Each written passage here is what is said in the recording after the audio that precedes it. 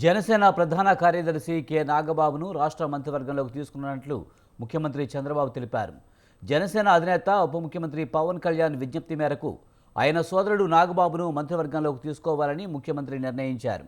ఆయనను మొదట మంత్రివర్గంలోకి తీసుకుని ఆ తర్వాత ఎమ్మెల్సీని చేస్తారా లేక ఎమ్మెల్సీగా ఎన్నికైన తర్వాత కేబినెట్లోకి తీసుకుంటారన్నది తెలియాల్సి ఉంది. ప్రస్తుతం రాష్ట్ర మంత్రివర్గంలో ఒక స్థానం ఖాళీగా ఉంది. దాన్ని నాగబాబుతో భర్తీ చేయనున్నారు.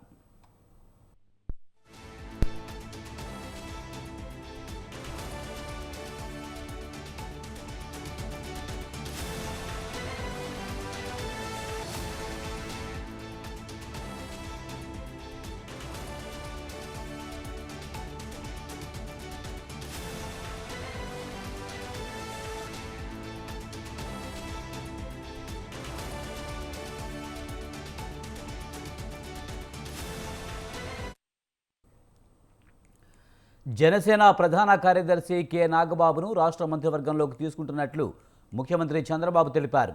జనసేన అధినేత ఉప ముఖ్యమంత్రి పవన్ కళ్యాణ్ విజ్ఞప్తి మేరకు ఆయన సోదరుడు నాగబాబును మంత్రివర్గంలోకి తీసుకోవాలని ముఖ్యమంత్రి నిర్ణయించారు.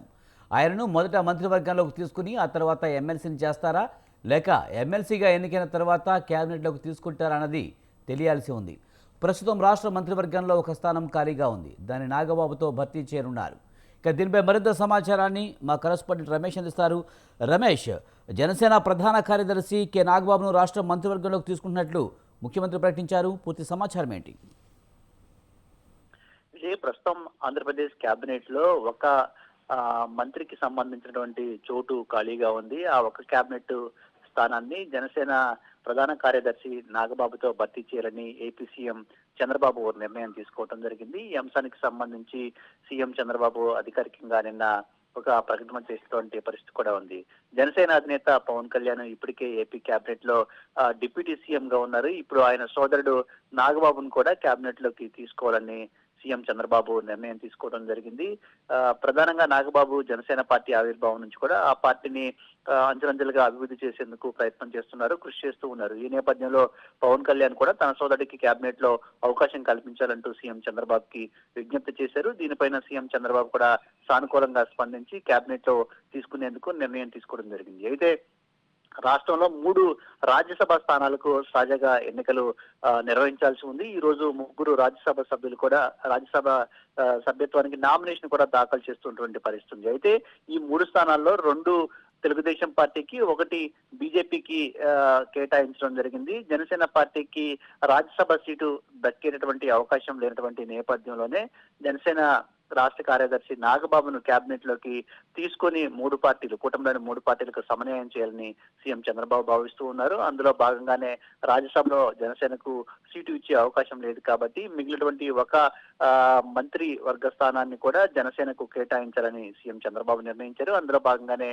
జనసేన రాష్ట్ర కార్యదర్శి కె నాగబాబును కేబినెట్ లోకి తీసుకోవాలని నిర్ణయించారు. అయితే ప్రస్తుతం నాగబాబు అటు ఏ సభలో కూడా ప్రాతినిధ్యం లేదు. శాసనసభలో కావచ్చు, శాసన మండలిలో 2 సభల్లో కూడా ఆయనకు ప్రాతినిధ్యం లేదు. అయితే ఇప్పుడు ఆయన మంత్రిగా తీసుకుంటారా లేదంటే కొన్ని ఎమ్మెల్సీ స్థానాలు ఇప్పటికే ఖాళీగా ఉన్నటువంటి నేపథ్యంలో ఎమ్మెల్సీగా చేసి ఆయన్ని కేబినెట్ లోకి తీసుకుంటారనేది కూడా చూడాల్సి ఉంటుంది. ఒకవేళ ఇప్పుడు ఆయన్ని కేబినెట్ లోకి తీసుకున్నప్పటికీ 6 నెలల లోపు ఇటు శాసనసభ నుంచి కానీ లేదంటే శాసన మండలి నుంచి కానీ సభకు ఎన్నిక కావాల్సి ఉంటుంది. ప్రస్తుతం శాసన మండలి కొన్ని ఖాళీలు కూడా ఏర్పడుతున్నటువంటి నేపథ్యంలో ఆయన్ని మంత్రివర్గంలోకి ఇప్పుడు తీసుకుంటారా లేదంటే ఎమ్మెల్సీలు ఖాళీ అయ్యి మళ్ళీ ఎన్నిక జరిగిన తర్వాత తీసుకుంటారనేది మాత్రం వేచి చూడాల్సి ఉంటుంది. ఏదేమైనప్పటికీ ఒక స్థానం ఏదైతే కేబినెట్ భర్తీ చేయాల్సి ఉందో దాన్ని నాగబాబు చేత భర్తీ చేస్తామని అధికారికంగా సీఎం చంద్రబాబు ప్రకటించిన నేపథ్యంలో నాగబాబు కేబినెట్ లో చేరడం అనేది ఖాయమైందని కూడా చెప్పుకోవచ్చు. Vijay. Right, thank you Ramesh.